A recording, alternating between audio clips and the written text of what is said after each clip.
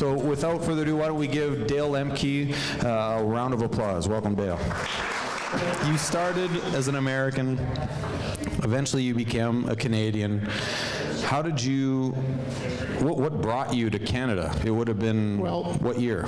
What year did you come? In '77, I had graduated from university and I got a job at SED. So I moved up to Canada here and started working for SED for 3 years. We did some weather modification stuff and a few other projects, a computer programmer. So, yeah. So was that what you took in university? Yeah, I graduated from university with computer science and mathematics. Yeah. So 77, you move here, you start working for 3 years, you said. Right. So you're doing different programming things. Right. What do you do then?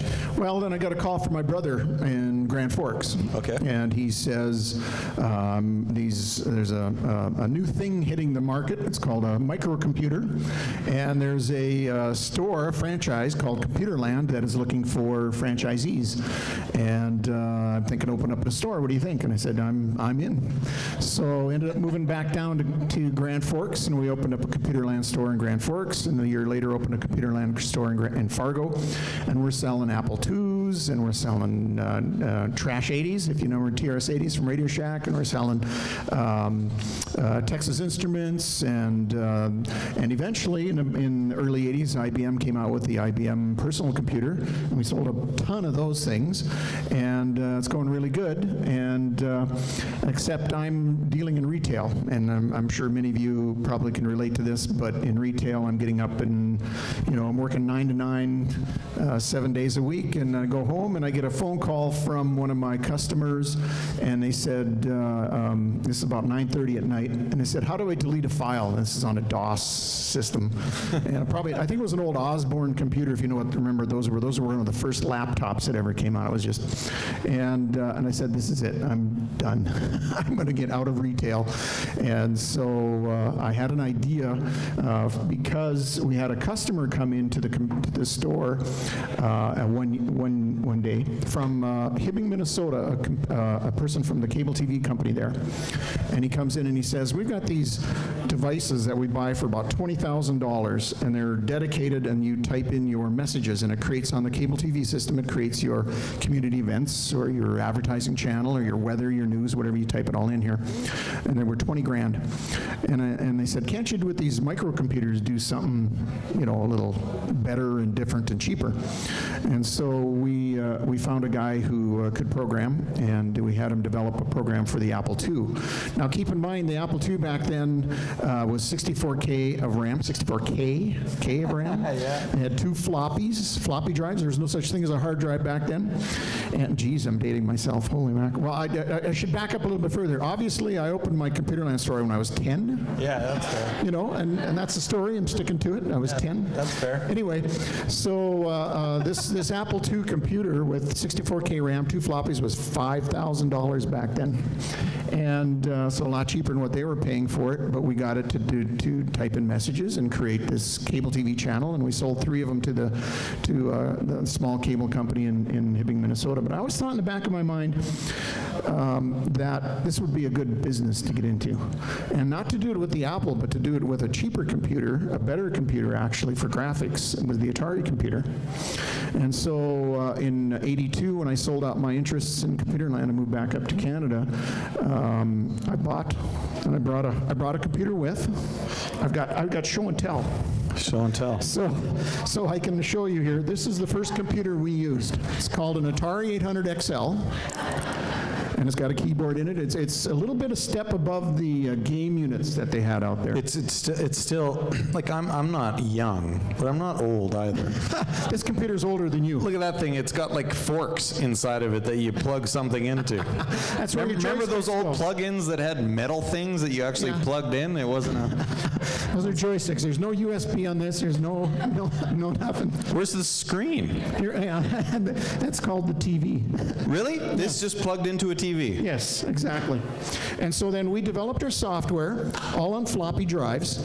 I had, the software was a listing about that thick, and it was all in assembly language, and it was all on floppy drives, so about 12 floppy disks was all of our software. And we took that software and burned it into a cartridge, or EEPROMs, which went into a cartridge like this, and then we threw a little case around it, and this pops into the computer, and it would turn it into a messaging system for cable TV. So I assume this was an 8-track. No, that's a cartridge. I thought we were going to. I thought you were about to play the Bee Gees. It's not a game. Staying alive.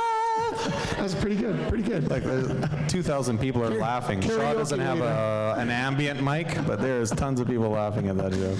So yeah, that turned this system into a messaging information system and we bought the Atari for $1,000 and we sold the whole unit for $2,500. So pretty good markup. Yeah, that's not bad. And we developed for a year, and I remember we went to Las Vegas to the National Cable Television Trade Association.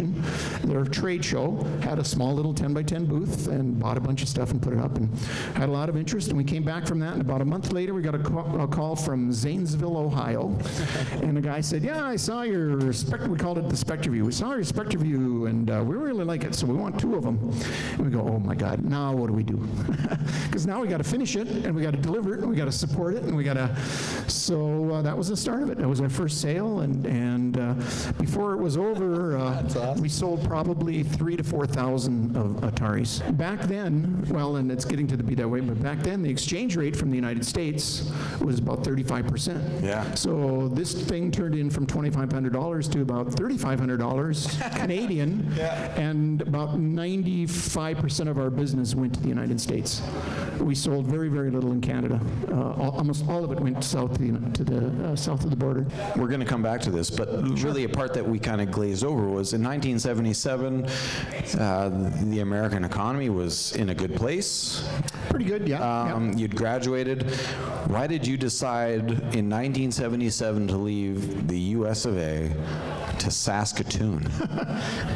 Well, I had gotten married to a Canadian gal. Every time. And she wanted to move home, and she was from Saskatoon. So, and then I ended up getting a job at SED. So that kind of the double whammy. So you were the only U-Haul coming from the States to Saskatoon. Absolutely, yeah, absolutely. So you've sold 2 of these now. So yeah, that lasted for about 10 years, the Atari. And of course, you've always got to, especially in IT, you've got to advance. You've got to keep it moving forward.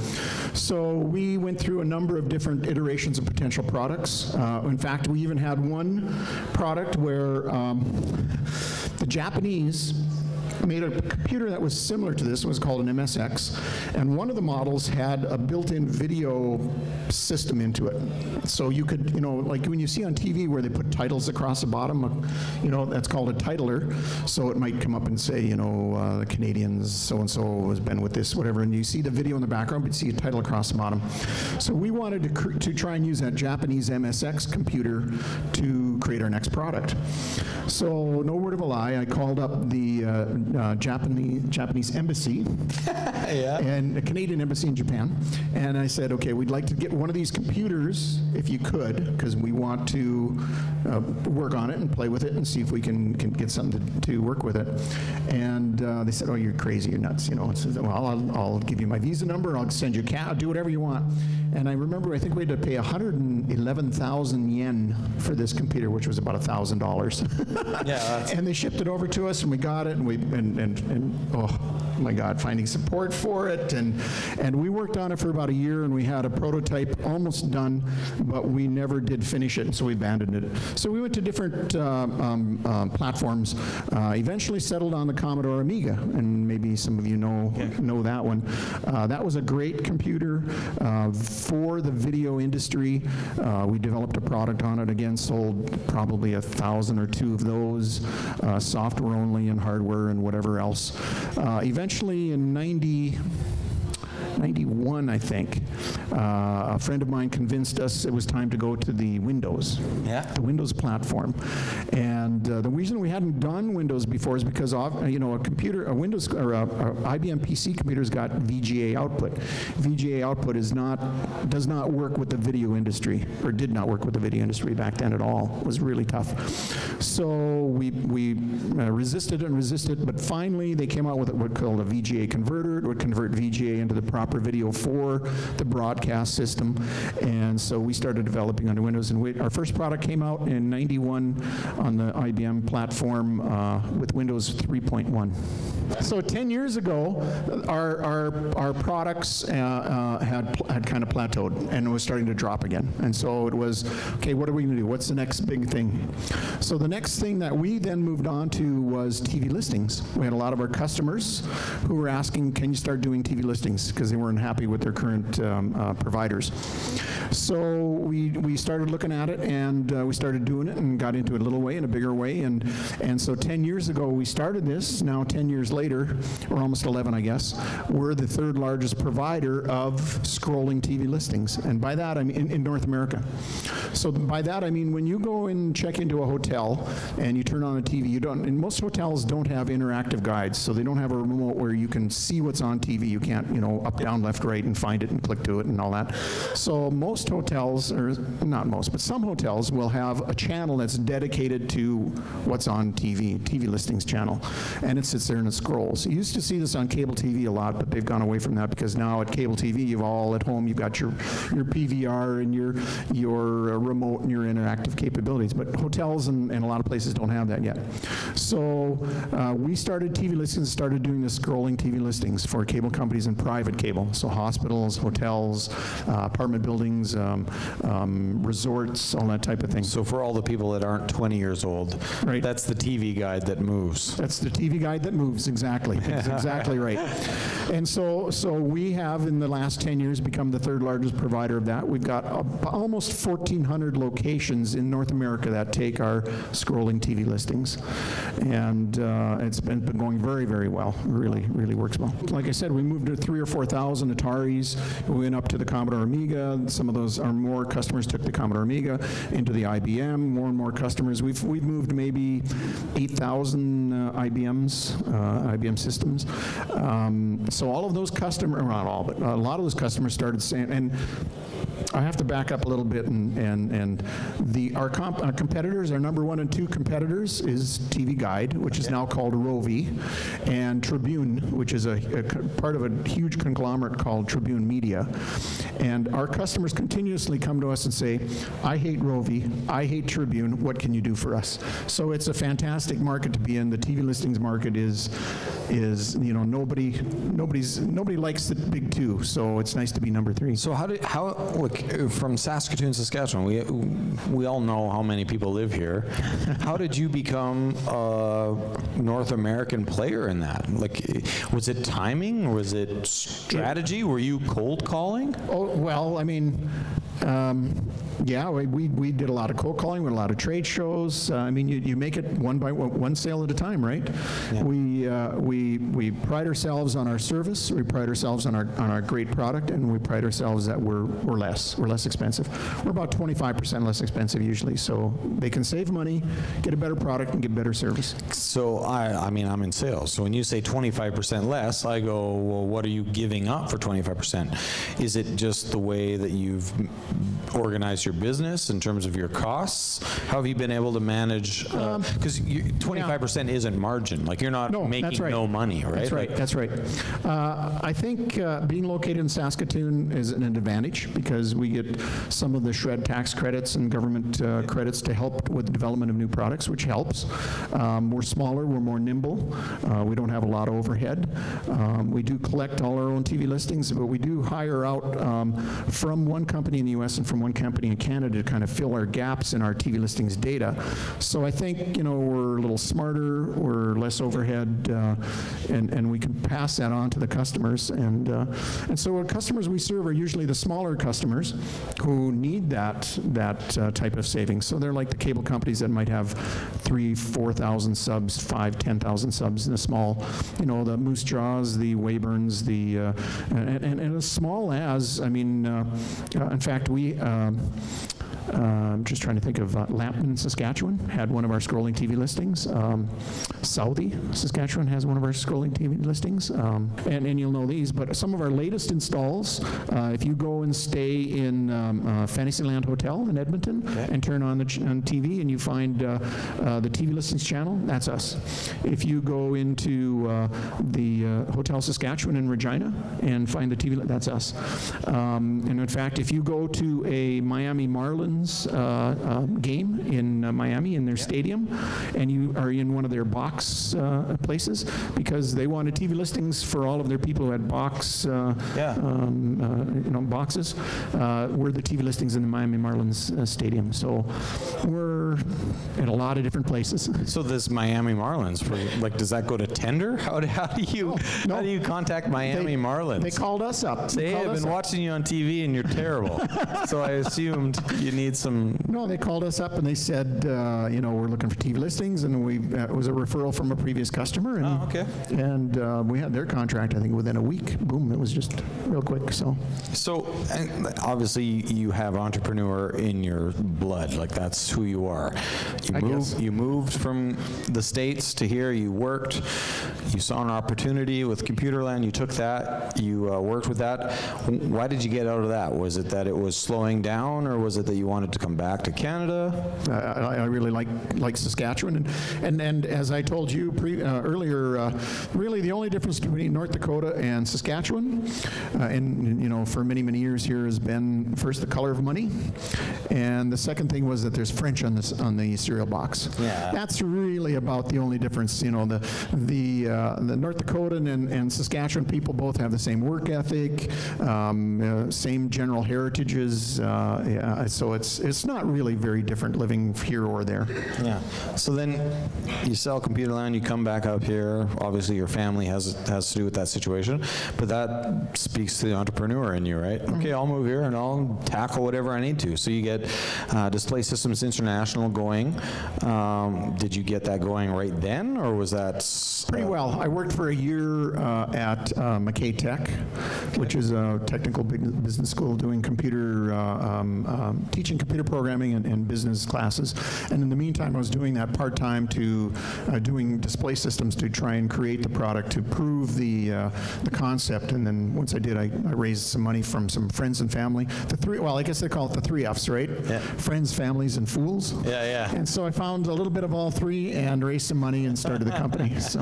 So now, like you said, you're in Fantasyland Hotel in Edmonton, but that can't have been, and I'm only saying that from the experience of interviewing entrepreneurs, like that. You being in Fantasyland wasn't exactly what you pictured DSI to be, right? Like, oh no. So when you started DSI, where did it start and how did it get to Fantasyland? Well, yeah, I mean, I never thought, when I first started it, I never thought it would last that long, it would go that long. I didn't know what, you know, I guess I thought, well, I'll build it up and sell it, like everyone thinks, right? And it just turned into a company that's, you know, has been doing very well and making money, so I just kept with it and got good employees. So, and you know, every time we kind of plateau, we try and find a new product and something that our customers need and want, and so, yeah. So, I mean, there's entrepreneurs here, there's entrepreneurs watching, and you just brushed over a huge point for entrepreneurs where they either succeed or fail, and you're like, yeah, you know, we plateau, we decide. So, when you hit a plateau, what does that actually look like? Is it like after it's already started going flat, or is it when it's about to? Like, is it projections questions? What is a plateau to you, and how did you get around that? Did you have a staff meeting and say, we need to develop something? No, it was pretty obvious. I think we kind of rode the roller coaster, you know, over the top and down for a while. So we kind of knew, you know, we're going to start cutting staff or something. Okay, that's what I was going to say. It's either layoffs or we do something. Yeah, exactly. So that's when we decided to go into the TV listings. So interesting. So now, TV listings is your bread and butter? Absolutely, about 90% of our business. 90%. So I know, and we've had a brief conversation, but this isn't my first rodeo with entrepreneurs, and I know for sure that you have some other stuff going on, or have, and you've gotten out of. So Display Systems International is your main thing, but over the last 20 years, I can almost guarantee there's other stuff Absolutely. that you're into. Yeah, I do. I guess you'd probably call me a serial entrepreneur. About 15 years ago, I had a friend who said, let's open up a company together. What should we do? And so I had dabbled a little bit in displays for airports. Okay. So, you know, when you go into an airport and you see a monitor, are you early or late? What's your flight status and all that stuff? And said, let's do that. Or all of a sudden your terminal is gone. What? My flight disappeared? Yeah, exactly. And you're in Toronto driving. Anyway, you get it. So I said, let's do that, because I knew most of the systems out there at that time were old. They were black and white. They did no graphics, yada yada. You know, the whole bit. So I knew that we could develop the product, and it was similar to what we were already doing. So we could develop a product quickly and then try and penetrate the airport market, which is a totally different market, which will take some work, but a similar product. And so we developed a product, and we went out there and selling, and it's called Terminal Systems International. And in fact, I've just recently sold out my last shares to my partners, so I'm totally out of it, but I was a silent partner for a number of years. Very active to begin with, but a silent partner for a number of years. And Terminal Systems now has Saskatoon, Regina, used to have Edmonton, but they went with a different provider. I don't know, we've got about 35, 40 airports that do the flight arrival departure screens. And probably the biggest thing now that Terminal Systems does is we do all of Air Canada's data processing for North America. So we have a feed that comes in from, I think it's from Germany or Amsterdam. So you're in these airports, you're in that's part of your business, you've eventually sold out. Right. Is there anything else you got your fingers in? Oh yeah, of course. As if I'm not busy enough, about a year and a half ago I started another company with another partner, and what we've done is we started with a smartphone app for real estate referrals. Okay. It's called Quick Linked, Quick L-I-N-K-T, Quick Linked, and very quickly we learned that there was more needed than just a smartphone app, so we continued to develop. Now, about a year and a half later, we have a full real estate referral platform.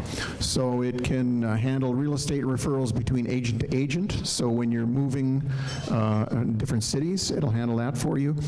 Agents to their professional network, so when an agent has a client or themselves who need maybe a broker, a banker, a house appraiser, inspector, insurance agent, whatever it is, cabinet maker, whatever it happens to be. The best cabinet maker. Exactly. And also then it will also do client to agent referrals as well. So if a past client has someone looking for a house, they can take their smartphone out and with about 3 or 4 clicks make that referral to their favorite real estate agent, and then the whole system tracks it from start to close. Even if you offer rewards for referrals, it'll handle that as well too. So a full platform. So is that started in Saskatoon? Is it just Saskatoon, or is it? Oh no, we started in Saskatoon obviously, and we've actually just in the last 30-60 days made 2 sales to Sutton, Canada, and to Aventure, Canada. Okay. So that is equivalent of about 10,000 real estate agents that we're just bringing on board, and Sutton is just pushing this out to their agents now and training them and getting them going. Is it a competition with MLS? No, the website? Not at all. Not at all. It's strictly for referral. It doesn't let you do referral between agents and people. It doesn't let you do any checking of MLS listings or anything like that. That's all up to, there's existing tech for that type of thing. So, yeah. The interesting part to me about your story is there's a commonality between lots of the entrepreneurs in Saskatchewan, like Jeff Rask, moving here from a different place. I see Derek Reimer, Concept Signs, who built that beautiful sign. There we go. He moved here from Kelowna as well, and they've had some success. You move here sometimes for a spouse, but sometimes also for an opportunity. Now, the opportunity, we've watched the news right now. Oh my goodness, oil is down. We should move somewhere. It's terrible. Well, for us, you know, with all the companies I'm involved in, we're global companies, right? Yeah. So we do a lot of business in North America and some business around the world. Even with QuickLink and DSI, I mean, it may be quiet here, but it's not elsewhere in the world. So, and even elsewhere in Canada. So it works great. I've always, ever since Computerland and my retail experience, I've never wanted to go back to B2C, business consumer. I've always wanted to do business to business. So, you know, that way then I know I can focus, I know who my customer is, I know where to find them, I know how to focus on them, I know how to find their pain points, I know how to solve their pain points, add value, and make money on them, so. And going back to that a little bit in terms of your history, so Saskatchewan hasn't always been the boom province it's been known to be for the last several years. And there's been an obvious roller coaster in terms of the North American economy over the last few years. Right, right. How has Saskatchewan been in your perspective over that? Because from my perspective, it's pretty shielded in the sense that we have enough diversification that we're not really impacted by one thing. So from an entrepreneur, is that a safe haven for you? Is that a worry? How has that affected you? Well, if I was an entrepreneur creating a business that was just local, I'd be worried. Although Saskatchewan, I think, is more of a consistently increasing market than other markets, but still it does have its ups and downs. But, you know, if you were an exporter, and especially if you're an exporter to the United States or the rest of the world, then it's very little worry. Then I live in Saskatoon and I live in Saskatchewan for the quality of the water, the quality of the air, the commute time, the price of what I pay for my groceries and my gas and everything else. And now I know that has gone up, but you know, if you average it over the number of years, the few number of years I've been here, I think it's been fantastic. And the only other place I might live in a few other places, but if I chose another place to live, it would probably be North Dakota, unless I decided that I didn't want cold anymore, then I'd obviously go further south or west. Obviously, there's an exchange rate thing. Has that been a positive for your business? Because we've been par for a while, and you kind of get used to that from a consumer perspective, but it's not necessarily a good thing for business. No, well, and if I can put it into perspective, I mean, you know, so I've had DSI for 31 years. I've seen exchange rate from anywhere from about, you know, even par, up to 60%. And one time at the bank when I exchanged, so if I exchanged $10,000, it would have turned into $16,000. Or if I exchanged $100,000, it would have been $160,000. That's pretty big numbers, and that adds huge numbers onto your bottom, because that's directly to your bottom line, directly to your profits. So right now it's about 25, 28%, and that's pretty good. Generally speaking, for Saskatchewan, we're an exporting province, and I don't remember the numbers, but I think like 60 or 65% of our GDP is export. So generally, a lower dollar, higher exchange rate is better for us. Yeah, we're going to pay more money. Things are going to cost more locally, but generally speaking, it's usually a better thing for us. Yeah. Dale, thank you so much for coming. Well, thanks very much. I appreciate it. Really appreciate it. What a great show.